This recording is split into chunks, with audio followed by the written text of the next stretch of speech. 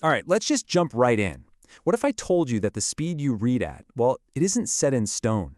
What if you could literally double it, just by ditching a few bad habits you probably don't even know you have? That's what we're digging into today, the heart of Jim Kwik's method for becoming limitless, and it all starts with his pretty unbelievable story.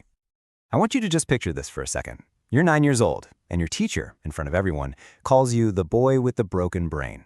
I mean, wow. That is exactly what happened to Jim Kwik after he had a brain injury as a kid. And you know what? He believed her. He actually thought he was broken. But then look at this. It's kind of mind-blowing. The same boy who took 3 extra years just to learn how to read, now he crushes a book every single week. The kid who struggled to remember the simplest things, he can stand in front of an audience of 50+ people and recall every single name.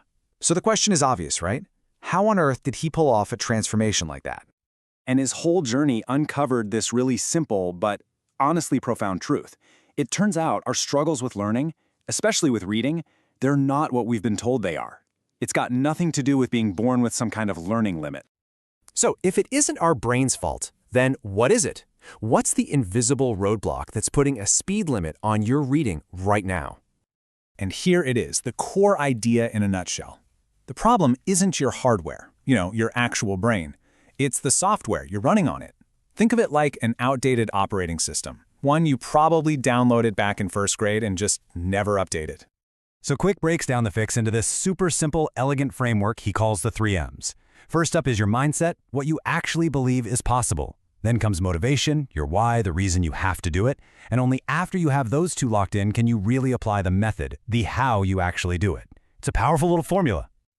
Okay, so let's talk about mindset and motivation. These two are the absolute foundation. You can't just jump straight to the techniques. It's like trying to build a house on shaky ground. These first 2 M's are all about laying that solid groundwork, It's the fuel you put in the tank before you even think about turning the key.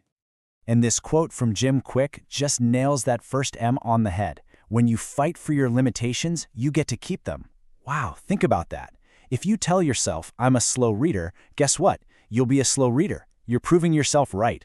So the very first step is just to decide to believe something different. Just for a little while, act as if becoming a fast reader is totally possible for you. Then we've got the second M, motivation. And this is so true, right? You always learn more from a book you're genuinely excited about versus one you have to read for school or work. Kwik's big point here is that all learning is state-dependent. So before you even open a book, you've got to get yourself into a state of curiosity. Take 30 seconds and ask yourself, why am I reading this? What am I hoping to get out of it? How could this actually help me? That why is your rocket fuel.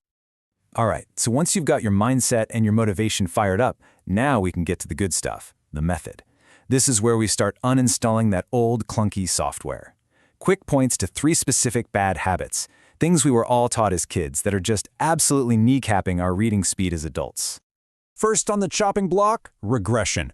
You know what this is, even if you don't know the name. It's that tiny little subconscious twitch where your eyes jump back a few words to reread something.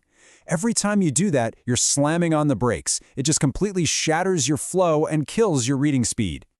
And the fix for this is so simple, it's almost silly. You just use your finger as a pacer. Yep, just like you did in kindergarten. Run your finger under the words as you read. See, your eyes are naturally drawn to motion. By giving them a moving target to follow, you basically force them to keep moving forward. No more jumping back. Bad habit number 2 is a big one, subvocalization. That's the fancy word for that little voice in your head that's reading this along with me right now. That inner narrator, it puts a hard and fast speed limit on your reading. Why? Because you can only read as fast as you can talk, which for most people is, maybe 200, 250 words a minute? But here's the kicker. Your brain can process what you're seeing way, way faster than that. Now the fix for this one sounds a little crazy, but trust me, it works. As you're reading with your finger pacer, you're going to quietly count out loud. 1, 2, 3, 4, 1, 2, 3, 4. I know, it sounds weird. But what you're doing is giving that inner narrator a different job. You're occupying it with counting, which frees up the rest of your brain to stop hearing the words and start seeing them as concepts. It's like turning the book into a movie. And the last bad habit we need to break is another fossil from elementary school, reading word by word. We were all taught to sound it out, right? See, Jane, run. But as an adult, your brain is a supercomputer. It's more than capable of taking in that whole phrase, "see Jane run," in a single glance. So the fix here is to train your eyes to use their peripheral vision.